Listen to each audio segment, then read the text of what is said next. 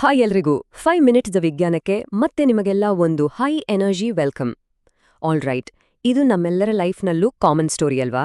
Fridge open ಮಾಡ್ತೀವಿ, ಅಲ್ಲೇನೋ ಒಂದು ಡಬ್ಬಿ ಸಿಗುತ್ತೆ, ಅದ್ರ ಮೇಲೆ ಎಕ್ಸ್ಪೈರ್ಡ್ ಅಂತ ಬರ್ದಿರುತ್ತೆ. ಅಷ್ಟೇ, ಆ ಒಂದು ಕ್ಷಣ ಹೃದಯ ಬಾಯಿಗೆ ಬಂದ ಹಾಗಾಗುತ್ತೆ. ತಕ್ಷಣ ತಲೆ ಒಳಗಡೆ ಒಂದು ದೊಡ್ಡ ಡಿಬೇಟ್ ಶುರುವಾಗ್ಬಿಡುತ್ತೆ ಅಲ್ವಾ? ಇದನ್ನ ಇಸಿಬೇಕಾ ಇಲ್ಲ ಒಂಚೂರು ಟೇಸ್ಟ್ ಮಾಡ್ಬೋದಾ? ಇದು ನಮ್ಮೆಲ್ಲರ ಕಿಚನ್ನಲ್ಲಿ ನಡೆಯೋ ಒಂದು ಮಿನಿ ಯುದ್ಧನೇ ಸರಿ. ಬನ್ನಿ ಇವತ್ತು ಈ ಕನ್ಫ್ಯೂಷನ್ಗೆ ಒಮ್ಮೆ ಮತ್ತು ಕೊನೆಯ ಬಾರಿಗೆ ಒಂದು ಫುಲ್ ಸ್ಟಾಪ್ ಇಟ್ಬಿಡೋಣ. ಈ ನಂಬರ್ ನೋಡಿ, 3,98,000. ಅಬಬ, ಇದು ಟನ್ಗಳಲ್ಲಿ. ಯೋಚ್ನೆ ಮಾಡಿ, ಅಮೆರಿಕದಲ್ಲಿ ಆಹಾರದ ಮೇಲಿರೋ ಡೇಟ್ ಲೇಬಲ್ಗಳನ್ನ ಒಂದೇ ರೀತಿ ಮಾಡಿದ್ರೆ ಸಾಕು, ಪ್ರತಿವರ್ಷ ಇಷ್ಟೊಂದು ಪ್ರಮಾಣದ ಆಹಾರ ವೇಸ್ಟ್ ಆಗೋದನ್ನ ನಿಲ್ಲಿಸಬಹುದಂತೆ. ಅಂದ್ರೆ ಈ ಒಂದು ಸಂಘ ಲೇಬಲ್ ಎಷ್ಟು ದೊಡ್ಡ ಇಂಪ್ಯಾಕ್ಟ್ ಮಾಡುತ್ತೆ ಅಂತ ನೀವೇ ಊಹಿಸ್ಕೊಳ್ಳಿ. ಸರಿ, ಹಾಗಾದ್ರೆ ಬನ್ನಿ ಈ ಎಕ್ಸ್ಪೈರೇಷನ್ ಡೇಟ್ಗಳ ಹಿಂದಿನ ಅಸಲಿ ಕಥೆ ಏನು ಅಂತ ನೋಡೇ ಬಿಡೋಣ. ಯಾಕಂದ್ರೆ ನಾವು ಈ ದಿನಾಂಕಗಳ ಬಗ್ಗೆ ಏನ್ ಅನ್ಕೊಂಡಿದೀವೋ ಅದು ಬಹುತೇಕ ಒಂದು ದೊಡ್ಡ ಮಿತ್, ಅಂದ್ರೆ ಒಂದು ಕಟ್ಟುಕಥೆ ಅಷ್ಟೇ. ನೋಡಿ, ಅಮೆರಿಕದಲ್ಲಿ ವೇಸ್ಟ್ ಆಗೋ ಫುಡ್ನಲ್ಲಿ ಸುಮಾರು 37% ನಿಮ್ಮಂತ ಮನೆಗಳಿಂದದೇ ಬರುತ್ತಂತೆ.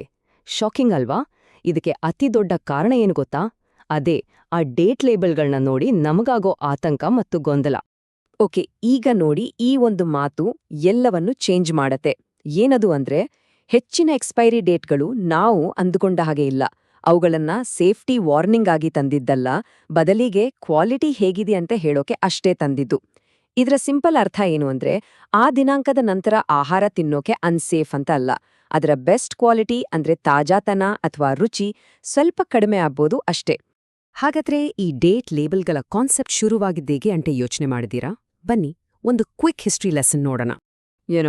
ತುಂಬಾ ವರ್ಷಗಳ ಹಿಂದೆ ಜನ ತಮ್ಮ ಸೆನ್ಸಸ್ ಅಂದ್ರೆ ಕಣ್ಣು, ಮೂಗು, ಕೈಗಳ ಮೇಲೆಯೇ ಡಿಪೆಂಡ್ ಆಗಿದ್ರು. ಆಹಾರವನ್ನ ನೋಡಿ, ವಾಸನೆ ಹಿಡಿದು, ಮುಟ್ಟಿ ಅದು ಚೆನ್ನಾಗಿದೆಯಾ ಇಲ್ವಾ ಅಂತ ಡಿಸೈಡ್ ಮಾಡ್ತಿದ್ರು. ಆದ್ರೆ ಸೂಪರ್ ಮಾರ್ಕೆಟ್ಗಳು ಬಂದ್ಮೇಲೆ ಪ್ಯಾಕ್ ಮಾಡಿದ ಫುಡ್ನ ಕ್ವಾಲಿಟಿ ಗೆಸ್ ಮಾಡೋದು ಕಷ್ಟ ಆಯ್ತು. ಹಾಗಾಗಿ 1970ರಲ್ಲಿ ಜನರಿಗೆ ಮಾಹಿತಿ ಬೇಕು ಅಂತ ಕೇಳಿದಾಗ ಅಂಗಡಿಯೋರ್ಗೋಸ್ಕರ ಈ ಓಪನ್ ಡೇಟಿಂಗ್ ಸಿಸ್ಟಮ್ ಬಂತು. ಇದು ಆಹಾರದ ಪೀಕ್ ಫ್ರೆಶ್ನೆಸ್ ತೋರ್ಸೋಕಿತ್ತೆ ಹೊರತು ಸೇಫ್ಟಿಗಾಗಿ ಖಂಡಿತ ಅಲ್ಲ. ಸರಿ, ಹಾಗಾದ್ರೆ ಈಗ ಈ ಕನ್ಫ್ಯೂಸಿಂಗ್ ಲೇಬಲ್ಗಳ ಕೋಡನ್ನೇ ಬ್ರೇಕ್ ಮಾಡ್ಬಿಡೋಣ. ರೆಡಿನಾ? ಈ ಟೇಬಲ್ ನೋಡಿ, ಇದು ನಮ್ಮೆಲ್ಲರ ಡೌಟ್ಸ್ ಕ್ಲಿಯರ್ ಮಾಡುತ್ತೆ. ಬೆಸ್ಟ್ ಬೈ ಅಥವಾ ಬೆಸ್ಟ್ ಬಿಫೋರ್ ಅಂದ್ರೆ ಸಿಂಪಲ್ ಆಗಿ ಹೇಳೋದಾದ್ರೆ ಆ ದಿನಾಂಕದವರೆಗೆ ಆಹಾರದ ರುಚಿ ಮತ್ತು ತಾಜಾತನ ಪೀಕಲ್ಲಿರುತ್ತೆ ಅಂತ. ಸೊ ಇದು ಕ್ವಾಲಿಟಿ ಬಗ್ಗೆ. ಸೆಲ್ ಬೈ ಅನ್ನೋದು ಅಂಗಡಿವರೆಗೆ ಒಂದು ನೋಟ್, ಇದು ಕೂಡ ಕ್ವಾಲಿಟಿ ಬಗ್ಗೆನೆ.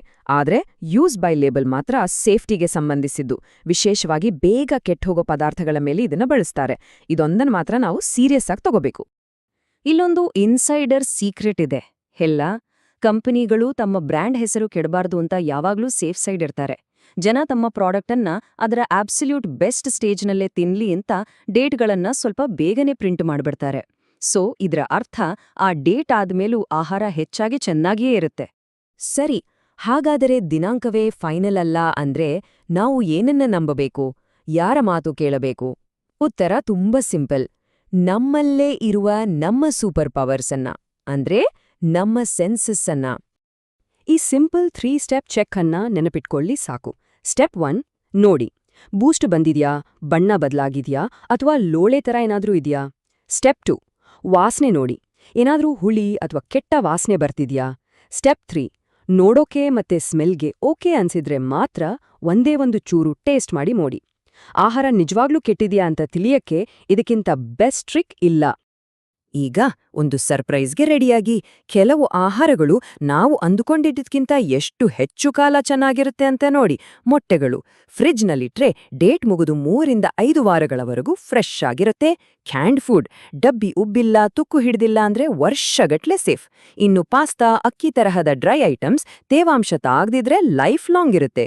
ಅನ್ಬಿಲೀವಬಲ್ ಅಲ್ವಾ? ಓಕೆ, ಇದೊಂದು ವಿಷಯವನ್ನ ಮಾತ್ರ ದಯವಿಟ್ಟು ಗಮನ ಕೊಟ್ಟು ಕೇಳಿ. ಇದು ತುಂಬಾ ಇಂಪಾರ್ಟೆಂಟ್. ಹೆಚ್ಚಿನ ಸಮಯದಲ್ಲಿ ನಾವು ನಮ್ಮ ಸೆನ್ಸಸ್ ಮೇಲೆ ಭರವಸೆ ಇಡ್ಬೋದು, ಆದ್ರೆ ಕೆಲವೊಂದು ವಿಷಯಗಳಲ್ಲಿ ನಾವು ಸ್ವಲ್ಪ ಹೆಚ್ಚು ಹುಷಾರಾಗಿರ್ಲೇಬೇಕು. ಈ ಲಿಸ್ಟ್ನಲ್ಲಿರೋ ಪದಾರ್ಥಗಳ ಮೇಲಿರೋ ದಿನಾಂಕವನ್ನ ಮಾತ್ರ ಸ್ಟ್ರಿಕ್ಟಾಗೆ ಫಾಲೋ ಮಾಡಿ. ಯಾದಂದ್ರೆ ಮಕ್ಕಳಿಗಾಗಿರೋ ಫಾರ್ಮುಲಾ, ರೆಡಿ ಟು ಈಟ್ ಸಲಾಡ್ಗಳು, ಪಾಶ್ಚರೈಸ್ ಮಾಡದ ಚೀಸ್ ಹಾಗೂ ಹಸಿ ಮಾಂಸ ಮತ್ತು ಮೀನು. ಯಾಕಂದ್ರೆ ಇದರಲ್ಲಿ ನಮ್ಮ ಕಣ್ಣು ಮೂಗಿಗೆ ಗೊತ್ತಾಗದ ಅಪಾಯಕಾರಿ ಬ್ಯಾಕ್ಟೀರಿಯಾಗಳು ಬೆಳೆಯೋ ರಿಸ್ಕ್ ಇರುತ್ತೆ, so no compromise. So finally ನಾವು ಕಲಿಬೇಕಾದ ದೊಡ್ಡ ಪಾಠ ಏನು ಅಂದ್ರೆ, ಈ ಸಣ್ಣ ಲೇಬಲ್ಗಳನ್ನ ಸರಿಯಾಗಿ ಅರ್ಥ ಮಾಡ್ಕೊಂಡೇ ಸಾಕು, ನಾವು ನಮ್ಮ ಹಣವನ್ನ ಮತ್ತು ನಮ್ಮ ಪ್ಲಾನೆಟ್ ಎರಡನ್ನೂ ಉಳಿಸಬಹುದು. It's a win win. ಈ ಚಾಟ್ ನೋಡಿ, ಇದು ನಿಜವಾದ ಪ್ರಾಬ್ಲಮ್ ಎಲ್ಲಿದೆ ಅಂತ ತೋರ್ಸುತ್ತೆ. 60% ಜನ 60 ಆಹಾರ ಚೆನ್ನಾಗಿದ್ರೂ ಕೇವಲ ಅದರ ಮೇಲಿನ ದಿನಾಂಕ ಮುಗಿದಿದೆ ಅನ್ನೋ ಒಂದೇ ಒಂದು ಕಾರಣಕ್ಕೆ ಅದನ್ನ ಎಸೆದ್ಬಿಡ್ತಾರಂತೆ. ಇದು ನಿಜಕ್ಕೂ ಎಷ್ಟು ದೊಡ್ಡ ವೇಸ್ಟ್ ಅಲ್ವಾ? ಹಾಗಾದ್ರೆ ಒಂದು ಕ್ಷಣ ಯೋಚನೆ ಮಾಡಿ, ನಾವೆಲ್ಲರೂ ಒಟ್ಟಾಗಿ ನಮ್ಮ ಈ ಸಣ್ಣ ಸಣ್ಣ ಹ್ಯಾಬಿಟ್ಸ್ ಬದಲಿಸ್ಕೊಂಡ್ರೆ ಎಷ್ಟು ದೊಡ್ಡ ಪ್ರಮಾಣದ ಆಹಾರವನ್ನ ವೇಸ್ಟ್ ಆಗದಂತೆ ಉಳಿಸ್ಬಹುದು ಅಲ್ವಾ? ಸೊ ನೆನಪಿಡಿ, ಆಹಾರದ ವಿಷಯದಲ್ಲಿ ನಿಮ್ಮ ಕಣ್ಣು, ಮೂಗು ಮತ್ತು ನಾಲಿಗೆಯೇ ನಿಮ್ಮ ಬೆಸ್ಟ್ ಟೂಲ್ಸ್. ಈ ಮಾಹಿತಿ ಇಷ್ಟ ಆಗಿದ್ರೆ ಲೈಕ್ ಬಟನ್ ಹಿಟ್ ಮಾಡಿ, ಎಲ್ರಿಗೂ ಶೇರ್ ಮಾಡಿ ಮತ್ತು ಇಂತಹ ಇನ್ನಷ್ಟು ಇಂಟ್ರೆಸ್ಟಿಂಗ್ ವಿಷಯಗಳಿಗಾಗಿ ಸಬ್ಸ್ಕ್ರೈಬ್ ಮಾಡಿ. ನಿಮ್ಮ ಅನಿಸಿಕೆಗಳನ್ನ ಕೆಳಗೆ ಕಾಮೆಂಟ್ಸ್ನಲ್ಲಿ ಡ್ರಾಪ್ ಮಾಡಿ. ನಾಳೆ ಇದೇ ಸಮಯಕ್ಕೆ ಮತ್ತೆ ಸಿಗೋಣ.